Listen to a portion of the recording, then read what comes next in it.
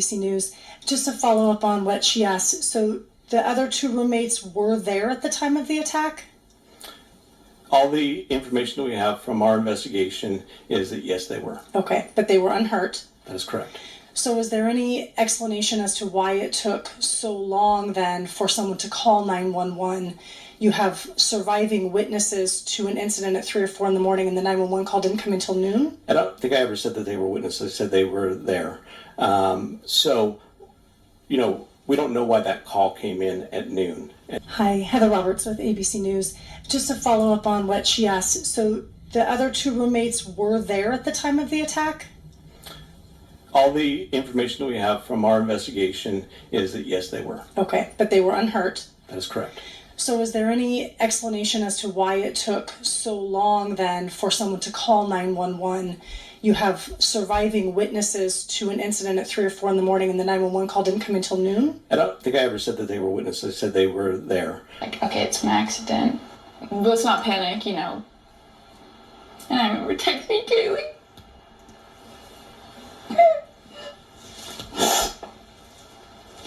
See if she was okay.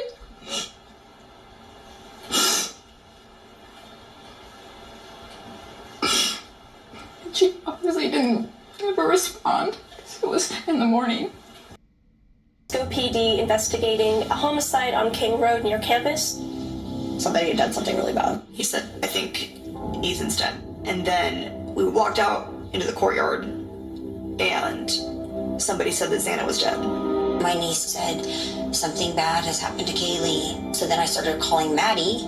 At this point, we didn't have any answers. We didn't know anything. It was Sunday around we were watching football. 1-ish, and we were like watching every football. family, or a lot of families on Sunday. And then our son was here. Everybody was home, except for she was down at her home. We gather. And my niece called me, and she was freaking out. And she said, Christy, how we talked to Kaylee? And I said, yesterday, like last night. And she said, something bad happened.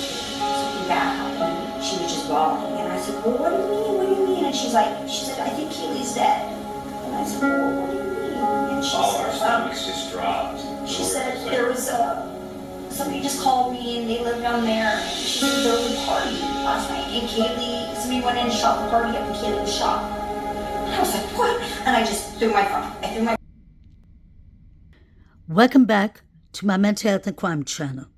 My name is Huda London. I'm a licensed cognitive behavior therapist, that's a CBT therapist, and a licensed mental health counselor. This is the case of the Idaho 4. May the 4 victims rest in peace. Condolence to the families, and may the correct justice be served. We have finally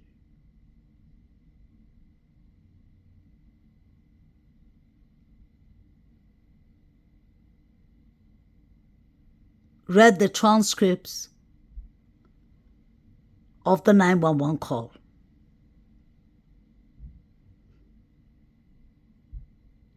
This case just gets more baffling.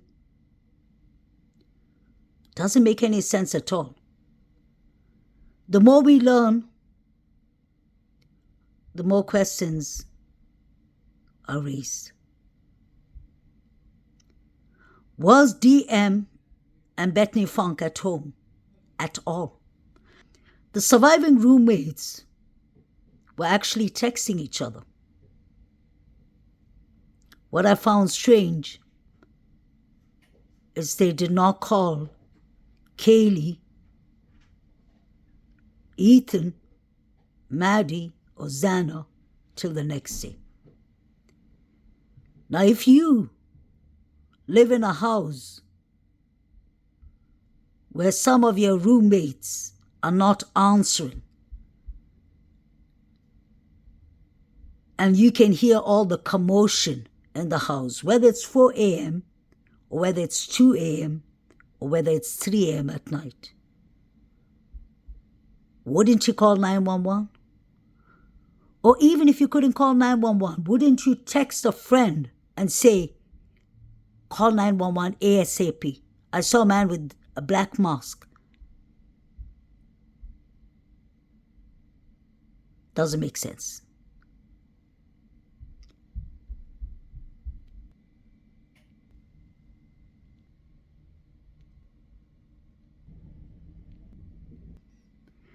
From 4:22:08 to 4:24:27 seconds, DM and BF send the following text messages.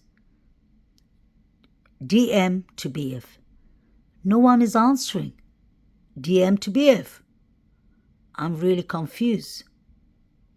DM to Kaylee. She texted Kaylee, then DM to Kaylee. What's going on? BF to DM. Yeah, dude, what the F? BF to DM. Xana was wearing all black. Xana was wearing all black. And that was BF who sent the message to DM. My question is, Bethany Funk, how did you know that Xana was wearing all black? Is it because you saw Xana at the Sigma Chi fraternity party? Is that the exculpatory evidence that you're carrying? Xana was wearing all black. Or did you see Xana from your window? DM to BF. I'm freaking out. DM to BF. No, it's like ski mask almost. Now pay attention to this.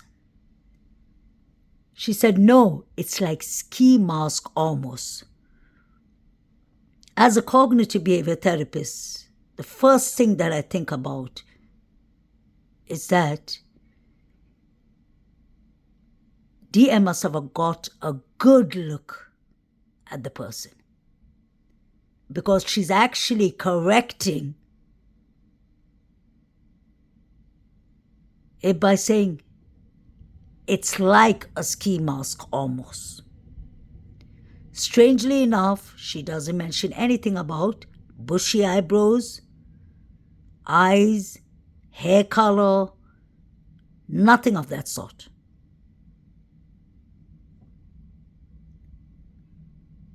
STFU, shut the F up. Actually, BF to DM, actually, like he had something over his head and he had a little mouth. Odd mouth. Okay. Does Brian Koberger have a little mouth? So now we don't have to only pay attention to BK's bushy eyebrows. Now we have to check the shape of his lips, how small or how big his mouth is. It's very strange because I mentioned that previously. In psychology, it's a known fact that when you meet a person or you see a person, it's the eyes that catch you, not the eyebrows. I would say maybe the nose or certain face features may catch you quicker to say if a person has a unique structure, a smaller face, a bigger nose, a smaller nose, a pointier nose, big ears, small ears. Such things may obviously capture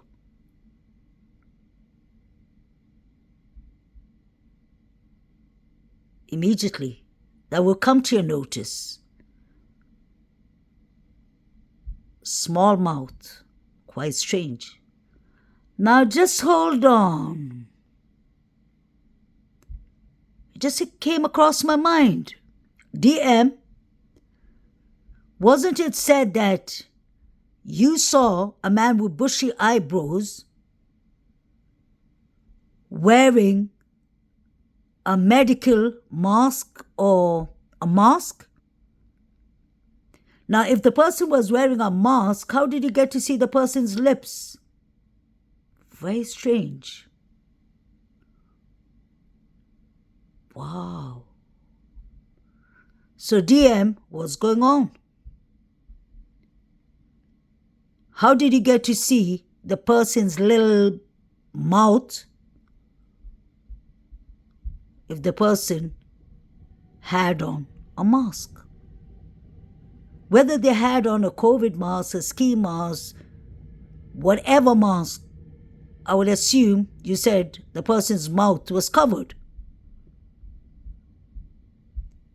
You didn't even mention the eye color,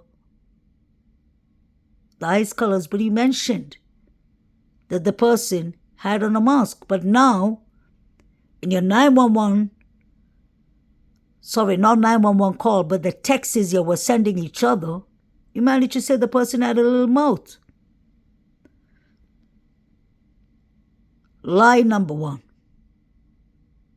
When did y'all cook up this alibi? The conversation continues. DM to BF. BF, I'm not kidding. I am so freaked out. BF to DM. So am I. DM to BF. My phone is going to die. BF to DM. Come to my room. Now wait. Let's try and figure this out. There's active unalivings, a quadruple happening in the house. There's a man with a mask in black clothing.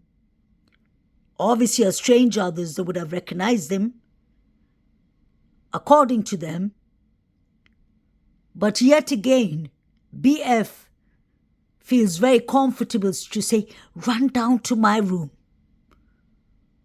Run down to my room so that DM gets unalived on the way. Something is not right with these two surviving roommates. Nothing has ever been right. Because to start with,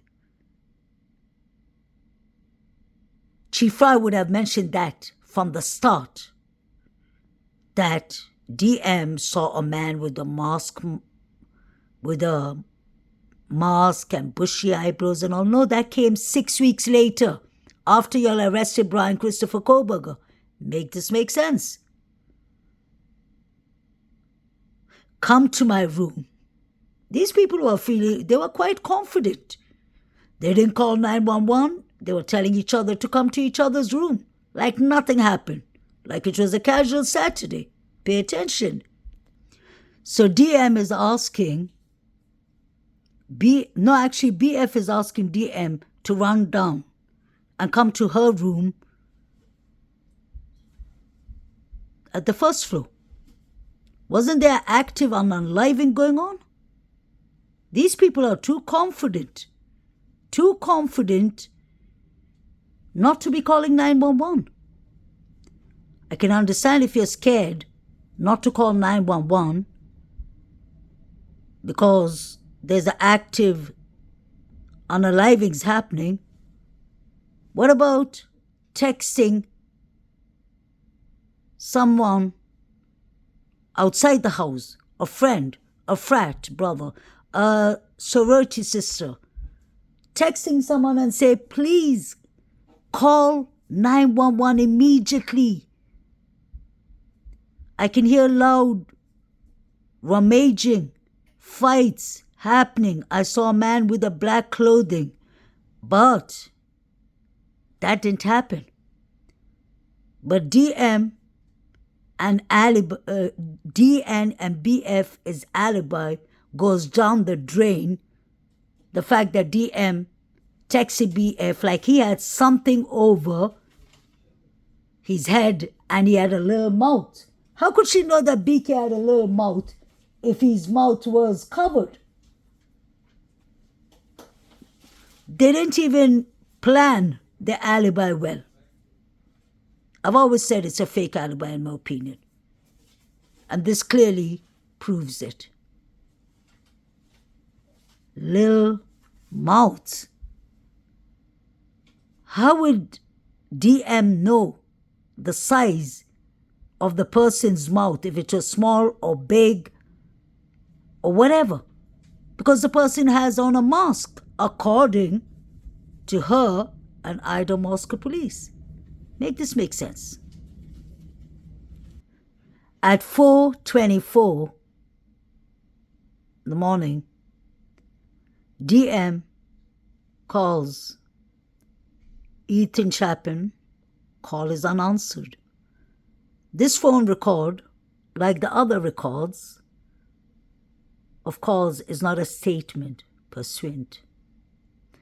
DM and BF continue to text at 4:24:58. Text says, BF, I'm so RWD though, and BF responds, yeah, I know, but it's better than being alone again. Both statements are admissible as present tense. These people are telling each other, just come run down to my room so that the suspect or suspects catch you on the way to the room. Why do I have a feeling that these text messages was a decoy? DM and BF started texting each other to get an alibi and to make it seem that this happened between 4 to 4:25, because I personally believe they knew, for whatever reason, that Brian Koberger would be driving around the area between 4:05 to 4:25, and possibly because one of them called Brian Koberger to use him as a patsy. That is my opinion, and that would make sense. I've always said I do believe the FBI that BK's car was driving around the area. I don't think they would have taken this case to a death penalty trial if they didn't have proper evidence. Brian Koberger was definitely seen there around. He was seen around those areas between 4:05 to 4:24. But I don't think that he did this. The more stuff that comes out, the more it looks like there are more people involved. Like I've always said, and like most of my subscribers and viewers have said, something smells rotten in the state of Denmark, according to Shakespeare, I do believe. And something smells rotten in the state of Idaho, Moscow, that night especially, on the 13th of November. I always said and always believed, this is my opinion only, strictly my opinion, this is an inside job. DM, BF, and Jack Showalter know each other way before Idaho Moscow College. They know each other. DM and Showalter know each other from Boise, Idaho High School. Now we have 3 people who know each other. That's the reason I say stay woke. Pay attention to Showalter. Pay attention to Showalter, in my opinion. He was one of the last people to be walking with Maddie Cayley. He threatened them on the way from the corner club to the grub truck. He clearly told Maddie, you know we're going to get you for that, Maddie. And that's when Cayley says, Maddie, what did he tell Adam? And Cayley sounded frustrated. It was something concerning. And Maddie just said, I told Adam like everything. Whatever was said to Adam could have got them all unlived. Okay, so there was a gap in texting, and then the next morning, DM sends the following text message, starting at 10:23 and 23 seconds. DM to Kaylee, please answer. DM to Morgan, are you up?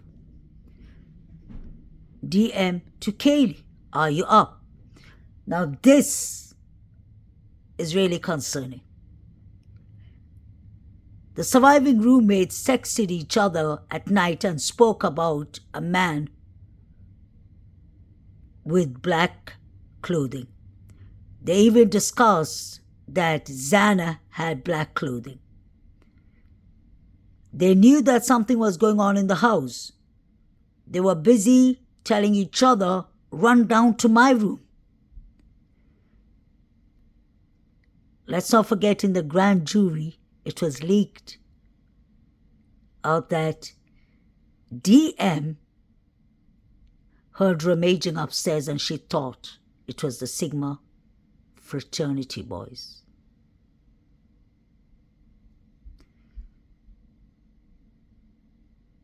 After they heard everything that night, they waited till 10:23. It's like DM's battery dies off and she says, you know what, let's call it a night. Let me sleep.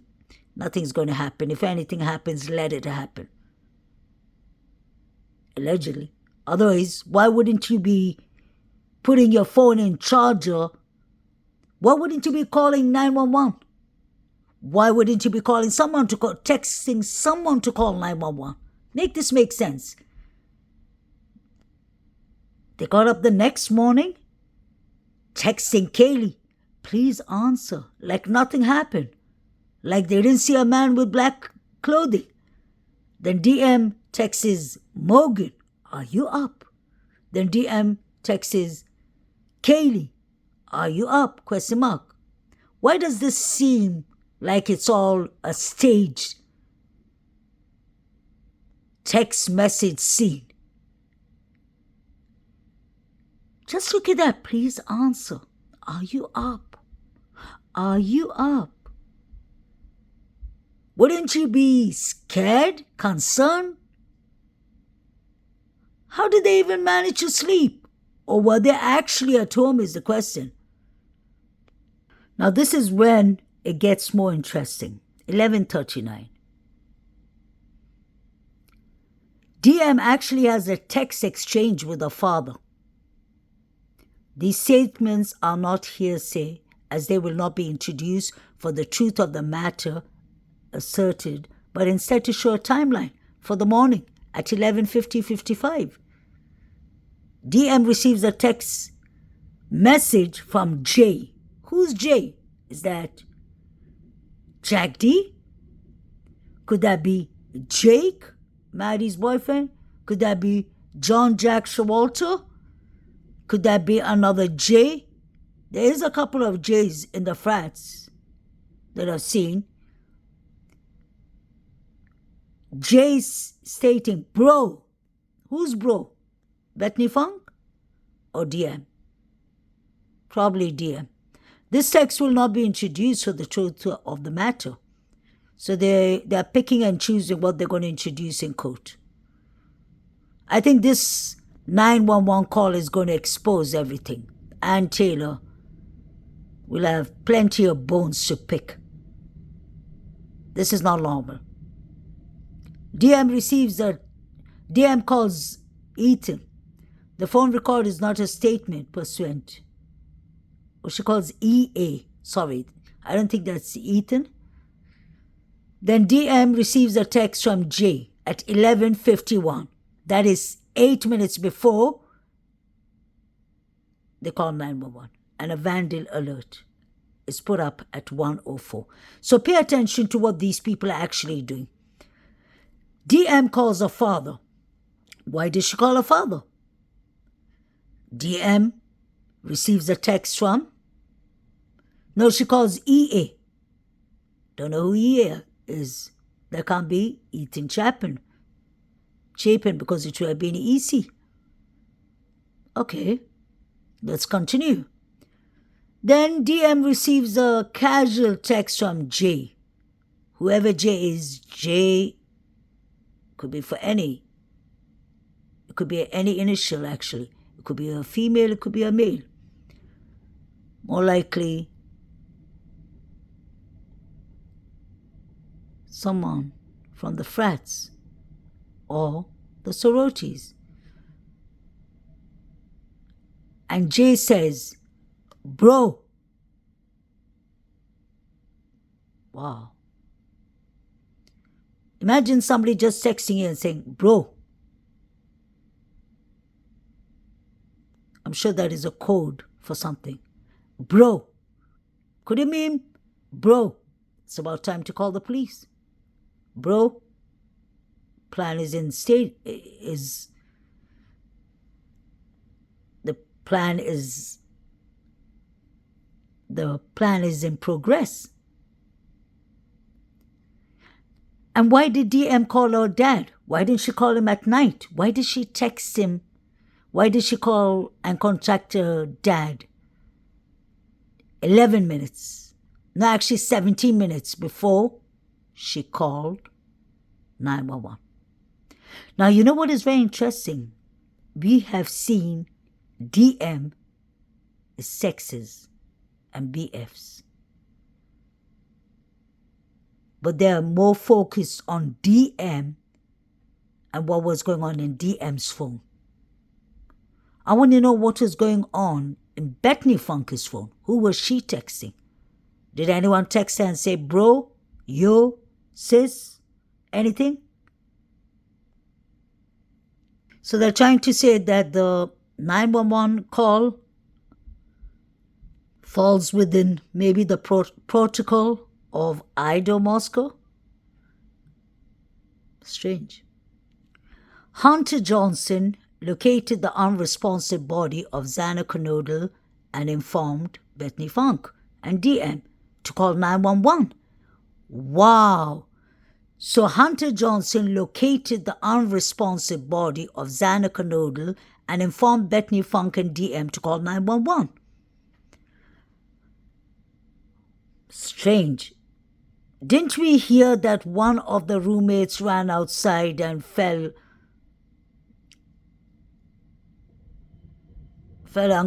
unconscious?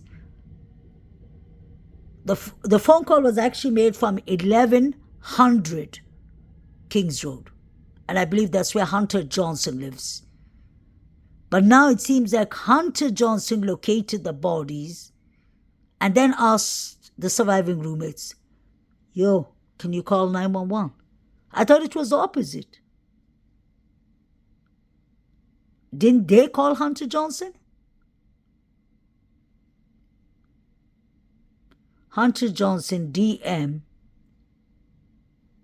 and BF have a lot of answering to do. So this is the part 1 of my reaction to the 911 call.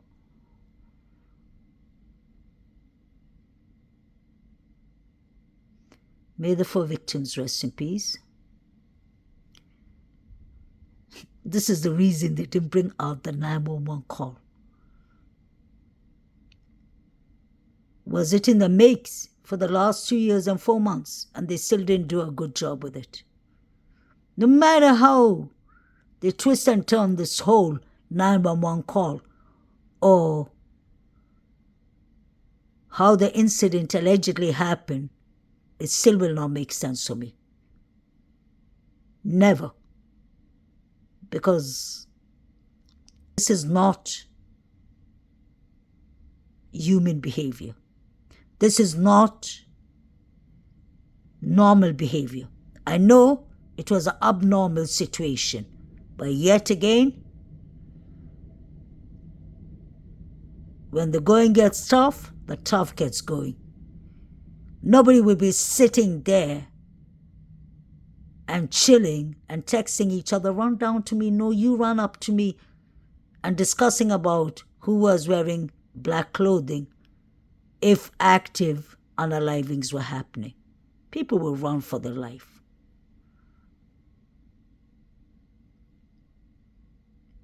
Flight, fight, freeze mode is something we do in CBT all the time. Yes, it exists. A human being would react in certain ways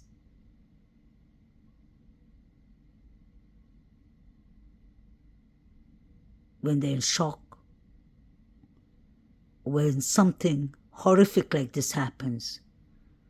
But I've never heard of anyone that froze for 8 hours and then called Hunter Johnson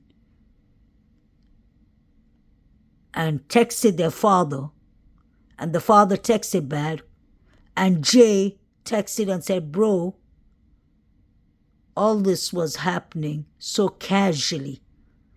It doesn't shock me that they didn't call 911 maybe the first 2 hours, because obviously you're not sure if the suspect or suspects are inside the house still or hiding outside. But what about 3 hours, 4 hours down the line? 5, 6, 7, 8? It doesn't take 8 hours to call 911. Let me know what y'all think, guys.